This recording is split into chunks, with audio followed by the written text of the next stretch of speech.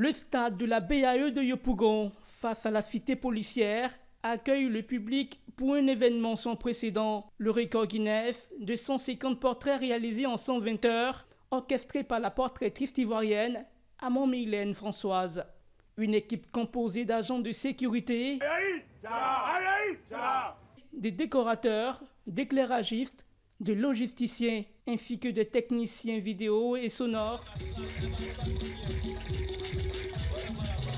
se mobilisent pour garantir la réussite du défi. La sécurité, parlons-en. Il y aura la police ainsi que l'un des départements de la police, l'URC, afin de fluidifier la circulation sur les différentes routes.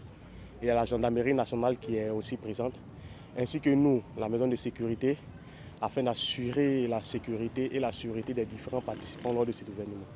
Il faut dire que nous sommes formés aguerris pour intervenir en cas de mauvaise situation ou de désagréments. La police aussi est présente, la gendarmerie, afin de pouvoir agir avec une certaine rapidité pour ne pas que l'action puisse avoir de l'ampleur. Au cœur de l'événement, une structure en plexiglas de 4 mètres de hauteur, 6 mètres de longueur et 5 mètres de largeur. Fait de scène à Mylène Amon. Avant le coup d'envoi, le décorateur Doré Franck s'affaire à peaufiner les derniers détails pour créer une atmosphère inoubliable. La logistique est également un enjeu majeur. Pour éviter toute confusion, une commission logistique a mis en place un dispositif de répartition du public. Nous avons prévu 4 blocs pour le grand public où nous avons déployé 2 bâches et nous avons prévu un compartiment pour les artistes qui est encadré. Ensuite, un espace pour les partenaires et sponsors. À côté de vous avez le VIP et notamment dans le fond, vous avez Mylène Amon qui va essayer d'établir le record Guinness pour le bonheur de tous les Ivoiriens. La musique, quant à elle, sera omniprésente. Des lignes de son et des tables de mixage sont installées pour maintenir l'énergie durant ces 5 jours d'événement.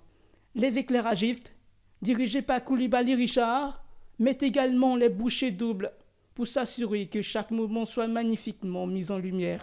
On a déployé quelque chose de 20 poteaux. Voilà, sur chaque poteau, on a 4 projecteurs de 300 watts. Et il y a des poteaux de 400 watts aussi. Avec un millier de personnes attendues, l'équipe d'accueil, dirigée par Kevin, se prépare à offrir une expérience mémorable. On pourra les identifier par déjà les bas qu'elles auront ici, les t-shirts qu'elles vont porter.